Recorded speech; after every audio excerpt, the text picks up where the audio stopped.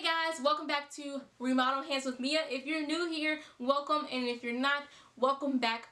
So today I am doing something so exciting. I've been really getting into woodworking, and one night I was sitting in my room and I realized that I needed more storage and more space to store my books. I've been really getting into reading the last few months over quarantine. I've had extra time, so you know what I've been doing? Your girl's been trying to increase her knowledge, and I've been doing that by reading books and just to get better and make myself better. So I've been reading books, and I like having a physical copy of a book in my hand.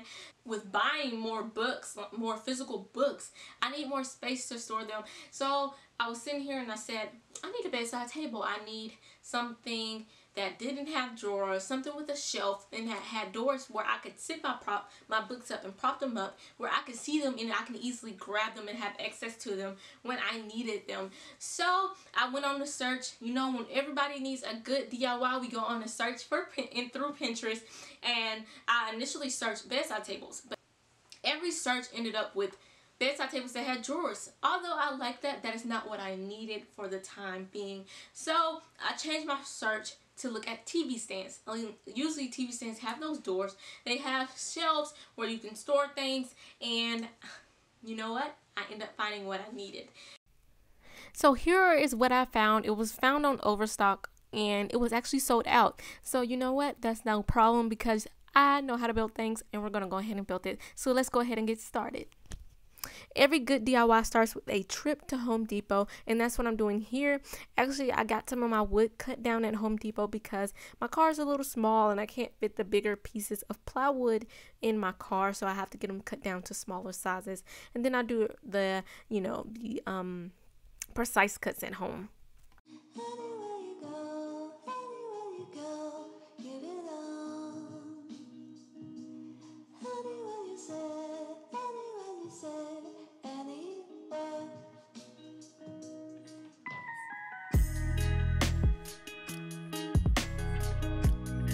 So to secure my wood pieces together, I am using wood glue and 1 1/4 of an inch wood screws, and I'm just attaching them within my pocket holes that I've already drilled. And I didn't show that part on camera because I do it often, and if it's not too hard, so I just use my pocket hole jig to drill those. And I usually allow my furniture to dry overnight to make sure that it's secure, and before I go any further that it's gonna hold up good.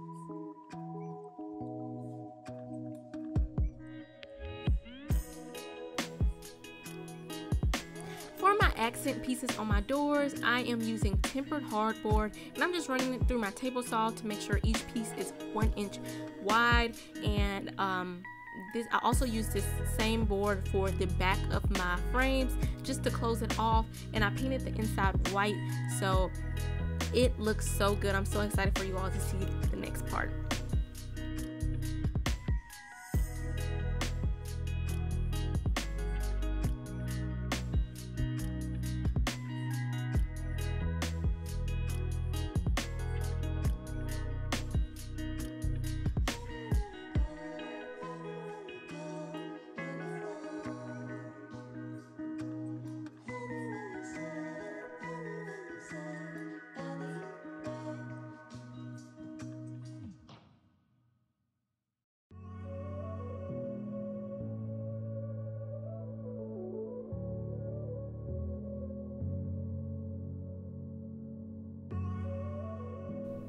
So I'm using construction adhesive right now, but this did not work. I don't know, it was because I'm using tempered hardboard, or I don't know what it was, but it just not stick. I had to do a lot and put a lot on there to make it actually stick. So for the rest of them, I use Gorilla Glue because I know Gorilla Glue is always gonna work. It's always gonna do its job, okay?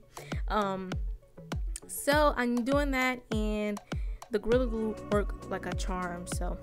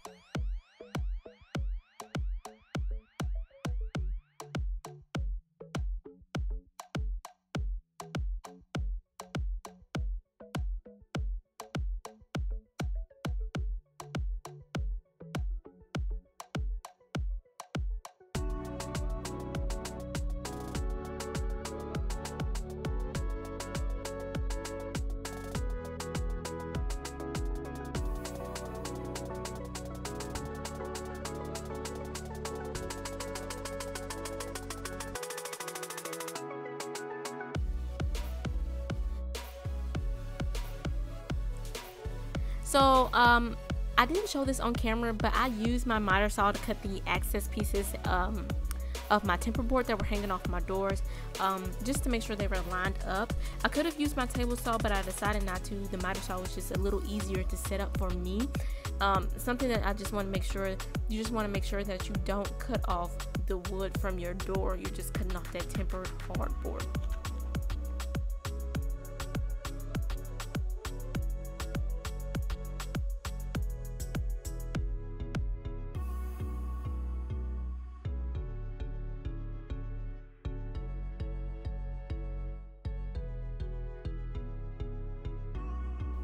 So I'm about to make a mistake right here. I set the other door on top of this door to make sure that my pieces actually adhered to the door, and this made my Gorilla Glue kind of seep out from underneath, and the doors had got stuck together. I had to crowbar them apart, but I used the crowbar to scrape the excess glue off, and it worked. And I also used my sander to make sure it was a smooth surface. So guys, I also run into mistakes, and I'm new to this, so as I'm going along with the process, I'm gonna share it with you all. But yes, don't do what I did. Use a wood clamp.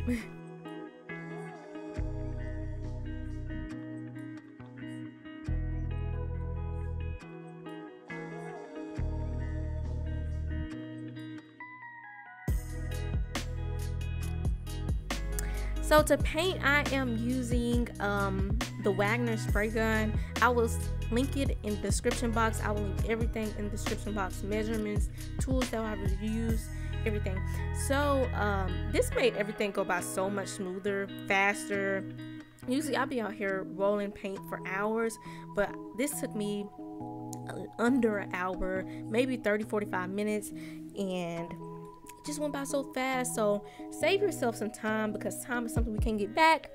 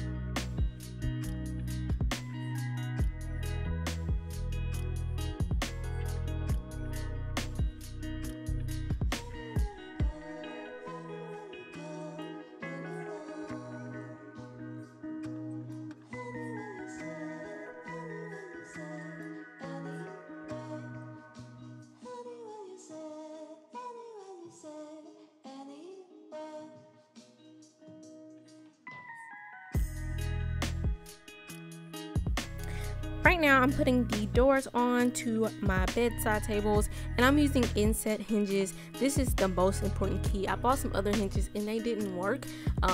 If your doors are aligned with your frame, you want to make sure that you get inset hinges.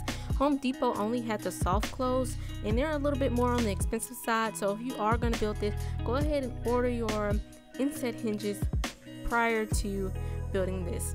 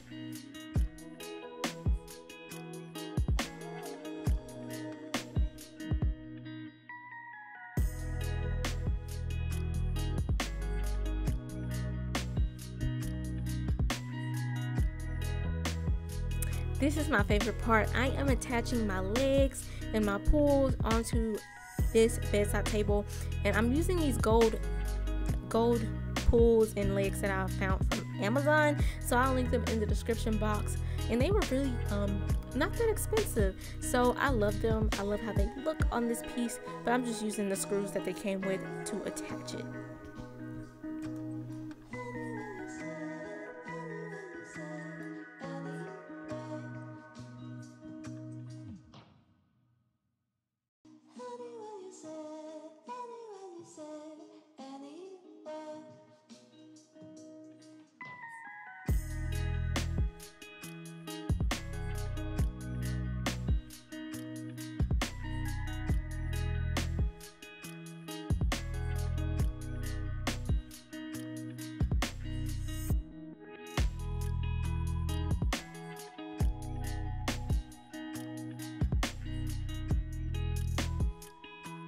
So now I'm attaching my backing, and I'm using that tempered hardboard to attach it, and I'm just using some brad nails on there just to hammer it in. I didn't feel like using my air compressor and nail gun because I felt like it was just too much to do this little part. So yeah, and here is how it turned out, guys. I am so in love. I think it looks so good in my room.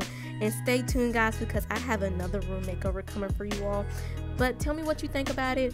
I'll see you guys next time. Bye.